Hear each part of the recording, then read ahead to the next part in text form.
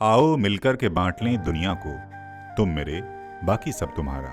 नमस्कार, मैं हूं शिवेंद्र प्रताप सिंह और आप देख रहे हैं हिंदी वाला हॉलीवुड।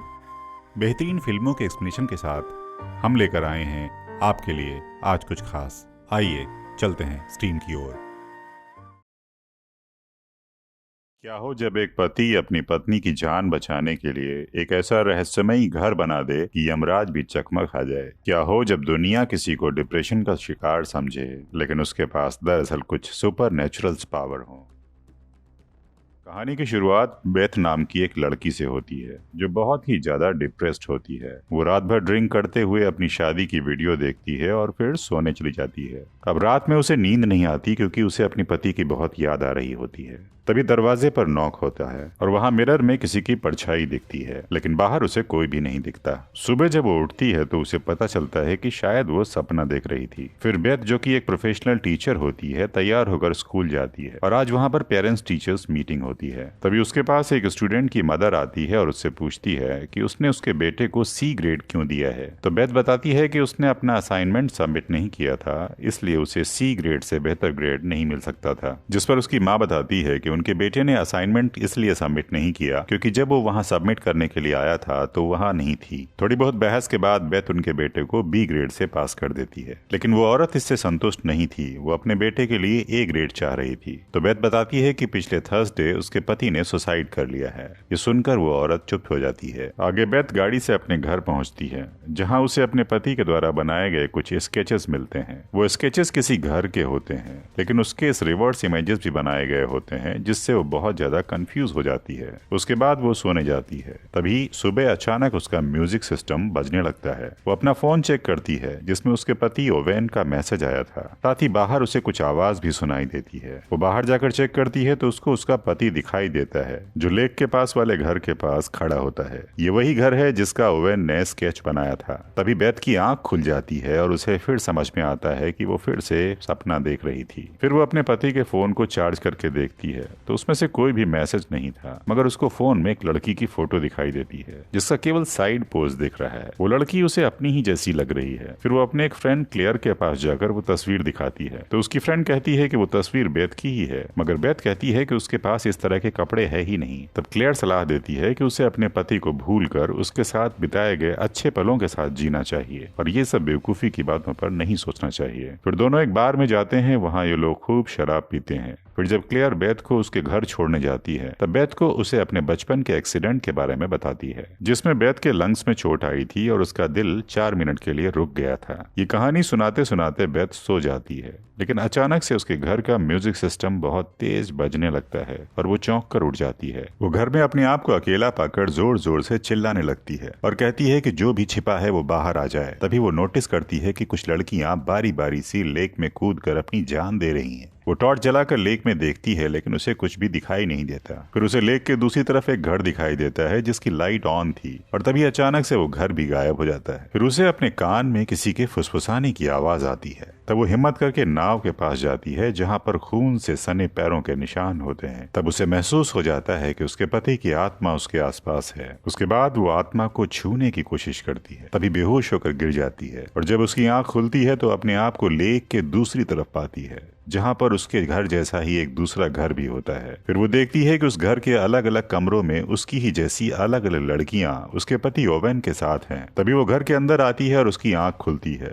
वो अपने आप को फिर से बिस्तर पर पाती है। अब उसे बहुत कंफ्यूजन होता है क्योंकि ये कोई सपना नहीं है लेकिन ये सच भी नहीं है। उसे महसूस होता है कि शायद ये कोई सुपर नेचुरल पावर है। फिर वो अपने पति का फोन चेक करती है जिसमें उसको बहुत सारी लड़कियां अलग अलग तस्वीरें मिलती हैं, लेकिन वो नोटिस करती है कि सारी लड़कियां एक जैसी ही दिख रही हैं और उन सब की शक्ल उससे कहीं न कहीं मिल रही है। आगे वो उन सब चीजों की जांच पड़ताल के लिए जंगल के उस पार जाती है, मगर जंगल में उसका पड़ोसी उसको रोकता है कि वो उधर न जाए। वो अपने पड़ोसी की बात न मानकर चली जाती है तो बेथ को जंगल में अपने ही जैसा एक घर दिखाई देता है, लेकिन वो घर बहुत ही पुराना और जर्जर हो चुका है। फिर वो उस घर के अंदर जाती है। उसे वहाँ पर एक गुड़िया मिलती है जिसमें बहुत सारी सुइयां चुभोई गई होती हैं, जिसको देखकर वो समझ जाती है कि जरूर कोई काला जादू है। तब वो वापस अपने पड़ोसी के पास जाकर उससे पूछती है कि आखिर उसे जंगल के अंदर जाने से वो क्यों रोक रहा था, और उसे वो गुड़िया दिखाते हुए पूछती है कि शायद उसके पति के गलत कामों के बारे में उसे कुछ न कुछ जरूर पता है। तब वो पड़ोसी बताता है कि उसने उस घर में बेथ जैसी ही एक लड़की के साथ उसके पति को देखा था, लेकिन उसने ये बात किसी से नहीं कही ताकि उनके रिश्ते खराब न हो। फिर वो वापस अपने घर जाकर अपने पति के सामानों को देखती है, जिसमें उसे 2 किताबें मिलती हैं। उनमें से एक किताब काले जादू की होती है। फिर वो गुस्से में जंगल से लाई हुई डॉल को जमीन पर फेंक देती है, लेकिन वो डॉल जमीन पर गिरने के बाद फिर सीधी खड़ी हो जाती है। फिर अचानक से बेथ को उसके छत वाले कमरे से किसी की आवाज आने लगती है। जब वो वहां पहुंचती है तो उसे एक आत्मा दिखाई देती है। जब वो उस आत्मा को घूर रही होती है तभी वो आत्मा भी उसे मुड़कर देखती है, जिसकी वजह से बेथ नीचे भाग जाती है। अगली सुबह बेथ उस बुक स्टोर पर जाती है जहाँ से ये दोनों किताबें खरीदी गई थी। अब बुक स्टोर पर बेथ को वही लड़की मिलती है जिसकी तस्वीर सबसे पहले उसने अपने पति के फोन में देखा था। वो उस लड़की से अपने पति ओवन के बारे में पूछती है तो लड़की चौंक जाती है। फिर लड़की बताती है कि उसके पति को जानती है, लेकिन उससे कोई खास रिलेशन नहीं था। इसके बाद वो क्लेयर के पास जाकर ये सारी घटना उसे सुनाती है, लेकिन क्लेयर कहती है कि तुम प्लीज अपने पति के बारे में इतना सोचना बंद करो, ये सब बकवास है, तुम्हारा वहम है। अगले दिन वो बुक स्टोर वाली लड़की बेथ से मिलने के लिए आती है और उसे बताती है कि उसका पति एक बहुत ही अच्छा आदमी था और बेथ से बहुत प्यार करता था। उस लड़की के जाने के बाद बेथ दोबारा लेक के दूसरी तरफ वाले घर में जाकर अपने पति की आत्मा को बुलाने की कोशिश करती है, लेकिन उसके पति की आत्मा नहीं आती। तभी आगे बढ़ते हुए बेथ का पैर फिसल जाता है। फिर वो टॉर्च जलाकर देखती है तो उसे वहां पर बहुत सारी लाशें दिखाई देती हैं, जिसे देखकर वो बहुत ज्यादा डर जाती है। अब वो अपने घर जाकर रोते हुए सोचती है कि उसका पति इतना बुरा कैसे हो सकता है। तभी वहां पर उसे किसी की प्रेजेंस महसूस होती है। उसकी नजर बाथरूम के शीशे पर पड़ती है जिस पर लिखा होता है हेयर। फिर बेथ बाथरूम के पास जाती है और उसे एक आत्मा की प्रेजेंस महसूस होती है, जिसको बेथ गले लगाने की कोशिश करती है, लेकिन तभी उसको जोर का झटका लगता है और उसके कान में कोई फुसफुसाहट सी होती है। फिर वो बाथरूम की तरफ दोबारा बढ़ती है, मगर तभी दरवाजा अपने आप बंद हो जाता है। ये देखकर बेथ चीख पड़ती है। उसके बाद वो देखती है कि उसका पति उसकी जैसी ही एक लड़की का गला दबाकर मार रहा होता है। इसी बीच कोई बेथ का गला भी दबाने लगता है। फिर वो अपना सर जोर से दरवाजे में मारती है, जिससे दरवाजा खुल जाता है। उसके बाद वो बेडरूम में जाती है जहां उसको बहुत सारी लड़कियों की आत्माएं दिखाई देती हैं जो छुपने की कोशिश कर रही हैं। तभी बेथ देखती है कि उसका पति किसी और भी लड़की को मार रहा है, मगर इस बार उसे महसूस होता है कि उसके साथ एक आत्मा भी है जो उसको खींचकर उस जगह पर ले जाती है जहां पर उसके पति ने बहुत सारे लोगों का मर्डर किया है। फिर उसका पति अपनी गोद में उसका सर रखता है और बेथ के कान में कुछ फुसफुसाता है। फिर उसका गला दबाने की कोशिश करता है, लेकिन ऐसा नहीं कर पाता। तब बेथ उस परछाई से पूछती है कि वो कौन है। वो परछाई जवाब देती है कि आई एम नथिंग, मैं कुछ भी नहीं हूँ। आगे वो परछाई उसे बताती है कि बेथ ने उसे आखिरी बार तब महसूस किया था जब उसका एक्सीडेंट हुआ था। दरअसल वो परछाई कोई और नहीं बल्कि गॉड ऑफ डेथ यानी यमराज होता है। एक्सीडेंट के बाद चूंकि बेथ बच गई थी, तभी से गॉड ऑफ डेथ उसका पीछा कर रहा है। वो बार बार बेथ को मारने की कोशिश कर रहा है,